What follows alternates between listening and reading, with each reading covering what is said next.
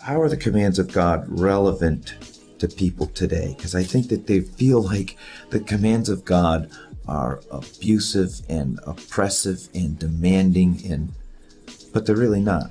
You know, Steve, when we think of commands, we always think of restriction. We always think of hindrance. We always think of the elimination of freedom. G.K. Chesterton put it in these words. He said, whenever you remove any fence, always pause long enough to ask why it was put there in the first place. There's an amazing verse in the book of Psalms which says that to all perfection there's a limit, but the laws of the Lord are boundless. I would have thought it would say the opposite. You'd have think to all laws there's a limit, but perfection is boundless. But it says the opposite. And the reason I think it says that the laws of the Lord are boundless is because it gives us purpose. And when you do things God's way, when you're enjoying life with God's parameters and boundaries, there's a limitlessness, there's a perpetual novelty to it. What have we found out in the world of economics? You don't play by the rules, the value of that which you deal with collapses. And what does it ultimately victimize? It victimizes people. So it's not that paper has been victimized, it's not that a system has been victimized, it's that you victimized human beings. So it raises the question, what's wrong with victimizing human beings? What's wrong with it is human beings are creatures of value. They are entities of real worth. How can they be entities of real worth unless they are the creation of God and not just the random product of time plus matter plus chance? So the more you talk ethics or its violation, the more one talks of doing things with boundaries and with parameters, the more one is subtly assuming human worth. And the only way to assume human worth is not from naturalism, not from any other worldview except the Judeo-Christian worldview, which tells us we are created in the image of God, which means we had better not violate each other or offend each other. Otherwise, you end up violating the purpose of life. You know, and that's why I think David said, I delight in your law, because he could see that side of it. It's not something to see as a restriction. It's something to say there's something deep here, and perhaps I don't understand it. No, it is true, but you take marriage. If marriage is not done on terms of fidelity, in terms of trust, in terms of dependability, marriage is squandered. You will never find the true fulfillment of what it means, the total commitment of two people to each other, to the point of recognizing supreme value to your relationship. And so while we may think again it is somehow denying us some things, taking something away, diminishing it, it isn't. It is actually the supreme compliment that you can take a person at their word. You take the idea of contracts, you take the idea of trust in government. All of these assume again fidelity, trust. People think we don't live by faith. We really do. You step into a plane, you're having faith. You get into your car, you're having faith. You take money out of your wallet to pay, you're having faith. But it's when faith and reason intersect properly that life has the best of the realities converging at that point. You know, it's funny because it's almost as though we've forgotten how we got so blessed. Do we think it's out of our resources or our own cleverness? But now we've gotten to this point where we are so blessed, and now we want to get God out of everything. That's one of the chores that we need to do over the next few years: get God out of everything, not realizing that we're removing the foundation stones upon which all the blessings came from. And what scares me the most, and I don't know if this rings true to you when you hear this, but when I hear people say, we're the most powerful nation in the earth, we're the most powerful nation, to me, I feel like don't say that with any kind of pride, because it almost is like pride that's coming. There is a fall coming. If we're not careful, we don't attribute to God the blessings. You know, I get afraid when I hear that kind of attitude.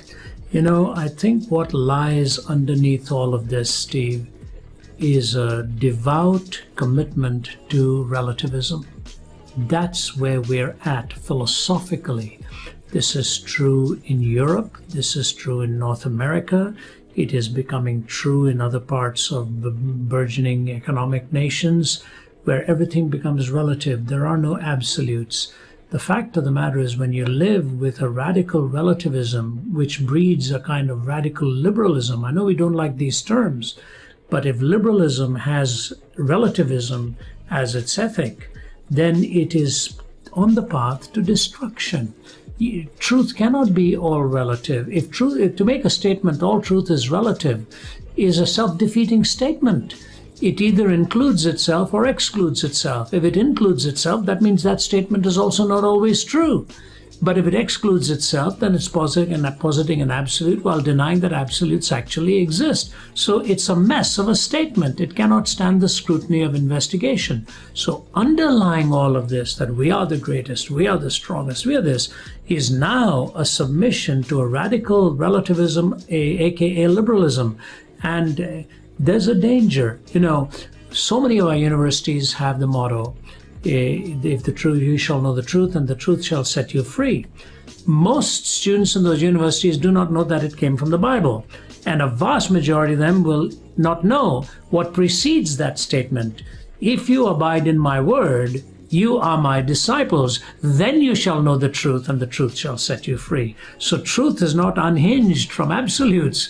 Truth is very much connected to absolutes, and true freedom comes from knowing the truth. And what is the source of that truth if it's not God himself? Yeah. It's so ironic, though, that they clip such a powerful thought out of the Bible, don't give it the recognition, and really misquote it in the sense that it's out of context. That's right, yeah. If you'll know the truth through our university, and it'll make you free, sure.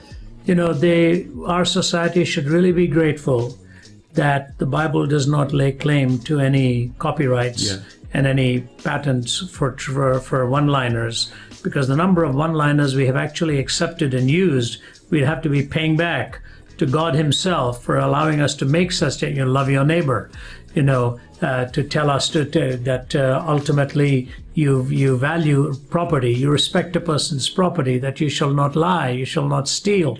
All of these are ideas very plainly rooted in the person of God. So here we are in 2009. We do not know how to define life. We do not know how to define sexuality. We do not know how to define marriage. We do not even know how to define money, because money has come away from any absolute itself. And we think we're making progress. It simply cannot withstand the investigation of reason. But the good thing is, when I travel, I see students, they can see through a lot of this. And even though they may live by the rational inferences of those are false assumptions, they know those assumptions cannot hold out. And so when we travel and speak and see packed out auditoriums, it tells me that there is still hope, because our youth are the first ones to call the bluff of anything so flawed. And maybe the universities will still be the place where we will find unity and diversity again. With all that's going on in the world, the economic shaking and the all that happened with the collapse of the last 12, 14 months or whatever, are we on the brink of something, or is there this conflagration of things that are happening right now that have us on the brink of something? And if so, what's your assessment? I think we're already in it, and I think the brink came and went some years ago. One of the things we have learned in America is that we are not the nation we think we are. Power is now distributed. Finances is now distributed. Institutional excellence is now distributed. It's harder to get into the Indian Institute of Technology in Delhi than it is to MIT. They are now taking some of the institutes of higher learning overseas as a second choice. Now, this is not to say we are still playing the lead in many departments of life, and I hope we can continue to set that standard of excellence. And if not anything else, we've been a trailblazer here. But the fact of the matter is, the buying power of the average American has diminished. The exchange rate, the US dollar, is at an all-time low. And that is, I think, reflective of what's happened globally. Things have changed dramatically when all kinds of regimes can start boasting nuclear power, and you put such capacity in the hands of populations that don't even have a say in their own government, and demagogues rise and fall by the day. It's a very scary, precarious situation. One thing it has proven is that no nation can last for more than a couple of centuries or something in its supreme example unless that nation continues to uphold the values that first brought it into being. So I think what we are facing now is the very thing that made it possible for us to be where we are the foundations that are now being taken away and tossed aside, and we think we can still live with the benefits of that. We can't. Then you move into Asia. Who would have ever thought once upon a time Singapore would have had such a turmoil in its economy and struggle? Who would have envisioned India becoming a burgeoning factor in economics, and China? But at the same time, is that a happy situation? The haves and the have-nots, they're so far apart. The upper middle is becoming wealthier and wealthier, and those who are way below, they just get farther away from any access to ultimate success. So it's not necessarily growth that is systemic, it's growth that is fragmentary, even in countries that are seeing it. Some parts of the world, they are riding on the backs of the poor in manufacturing. While the manufacturer is making a lot of money, those who are helping it to happen are still living in great impoverishment. But overall, I think the tragedy is there are two forces at work today: a strident atheism in the West and a radical Islam globally. What is there to stop either of these? I think the only thing that can stop either of these is the Christian worldview, where we understand who we are as people and why value is essential. Secularism cannot stop those. And I think we are in a very precarious and a very defining moment in history.